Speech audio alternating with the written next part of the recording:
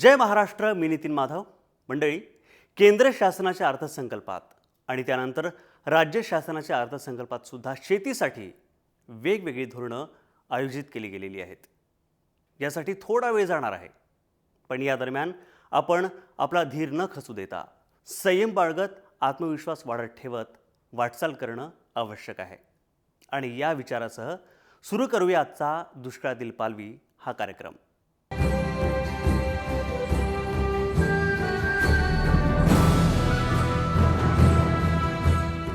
मंडळी, पाण्याशिवाय आपण या वसुंधरेची कल्पनासुद्धा करू शकत नाही. शेती, उद्योग, वीज निर्मिती अशा सगळ्याच जीवनावश्यक गोष्टींसाठी पाणी अत्यावश्यक आहे. शेतीप्रमाणेच जनावरं जगवण्यासाठी सुद्धा या पाण्याची नितांत गरज आहे. पण ज्या भागात पाणी टंचाई आहे तिथे जनावरं जगवणं किंवा पशुपालन शक्य आहे का? तर हो, हे शक्य आहे. आणि हे शक्य करून दाखवलं आहे हिंगोलीमध्ये केशव नाईक यांनी शेळीपालनामधून.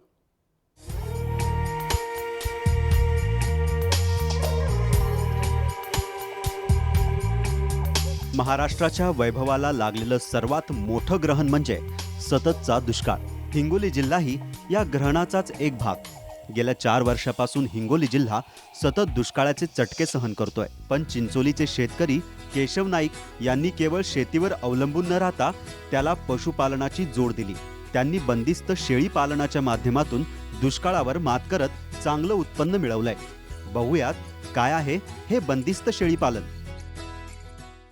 30 शेळ्यापासून सुरुवात केलेली आहे. 1 वर्ष झाले आज. माझ्याकडे एकूण 100 शेळी आहे. आणि हे शेडचं बांधकाम 105 बाय 15 बांधकाम झालेलं आहे. जमिनीपासून 5 फूट उंचावर आहे.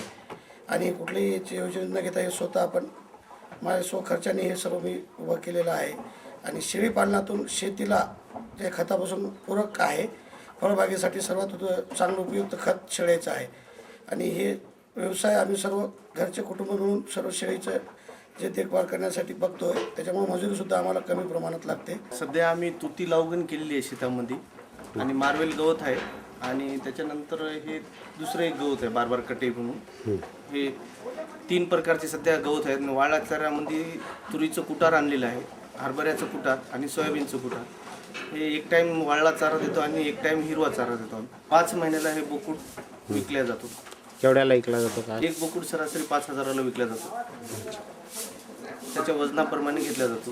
डाळी हे जवळपास 3.5 एकरमध्ये लावलेले आहेत. 1100 झाड आहेत टोटल हे आमचे. आणि यायला आम्ही रासायनिक खत देत नाही, सगळं शेळीचं खत वगैरे. निसर्गाच्या लहरीपणाचा फटका सतत बसत असल्यानं केवळ शेतीवर अवलंबून राहणं केशव नाईक यांना परवडणारं नव्हतं. म्हणून त्यांनी वर्षभरापूर्वी बंदिस्त शेळीपालन व्यवसाय करण्याचा निर्णय घेतला. त्यासाठी त्यांनी उस्मानाबादी जातीच्या 30 शेळ्या विकत घेतल्या. हा व्यवसाय करताना केशव नाईक यांना पशुवैद्यक सुभाष ठाकरे यांची तज्ज्ञ म्हणून फार मदत झाली. पावसाळ्यापूर्वी पावसाळ्याच्या नंतर आपण शेळ्यामध्ये ETV, PPR या लसीचं लसीकरण करतो. पशुवैद्यकीय दवाखाना चिंचोली अंतर्गत. आणि नाईक साहेबाच्या इथं वेळोवेळी शेळींना आजारी असलेल्या शेळ्यांना आपण ट्रीटमेंट देतो पशुवैद्यकीय दवाखान्याअंतर्गत. दुष्काळी भागासाठी तर आणि खास म्हणजे गरीब कुटुंबासाठी चांगला व्यवसाय आहे. शेळीपालन हे चांगलं आहे. आपण 60, 70, 80 हजाराची म्हैस घेतल्यापेक्षा 5-7 हजाराची एखादी चांगली आपली उस्मानाबादी शेळी घेतली आणि त्याच्यापासून जर पशुपालनाला सुरुवात केली तर फारच चांगलं आहे. त्याच्यापासून नक्कीच फायदा मिळणार. शेळीपालनाचे अनेक फायदे आहेत. उदाहरणार्थ दूध उत्पादन, खत निर्मिती वगैरे. केशव नाईक यांनी हे फायदे हेरले आणि उत्तम नफा मिळवत दुष्काळातही पालवी फुलवण्याचा प्रयत्न केलाय. शेती व्यवसायाला जोडधंदा म्हणून शेळीपालन जर केलं तर दुष्काळावर मात करता येते व शेतीला याचा फायदा होऊ शकतो. हेच दाखवून दिलं चिंचोली येथील शेतकरी केशव नाईक यांनी. बालाजी पाठक, जय महाराष्ट्र, हिंगोली.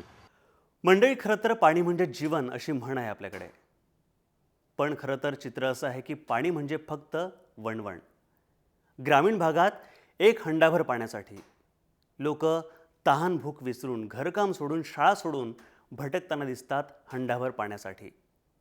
पण अशाच बुलढाणा जिल्ह्यामध्ये ज्या ठिकाणी दुष्काळ आहे तिथे मूलचंद भट्टड यांनी एकरी 15 क्विंटल गव्हाचं उत्पादन घेत दुष्काळात पालवी निर्माण केली आहे.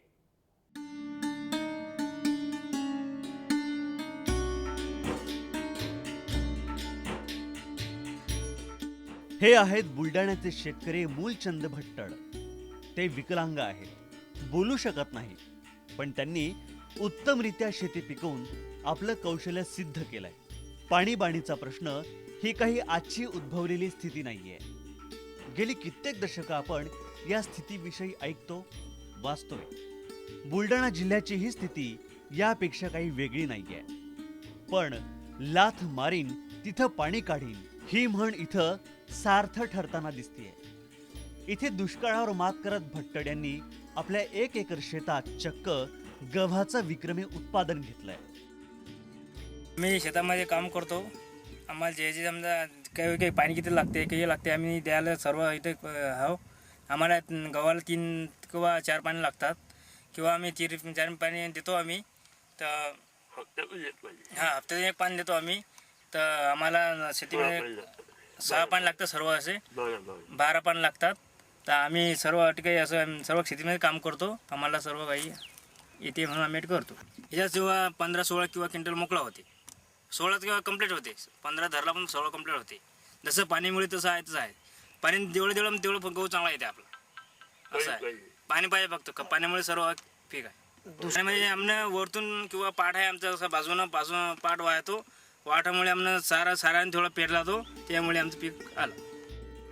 मूलचंद यांनी आपल्या 1 एकर जागेमध्ये 25 किलो गव्हाची लागवड केली आणि त्या गव्हाची निगा राखण्यासाठी बुरशीनाशकाचा वापर केला. सोबतच विहिरीतील मोजक्या पाण्याचा वापर त्यांनी आपल्या या गव्हाच्या शेतीसाठी केलाय.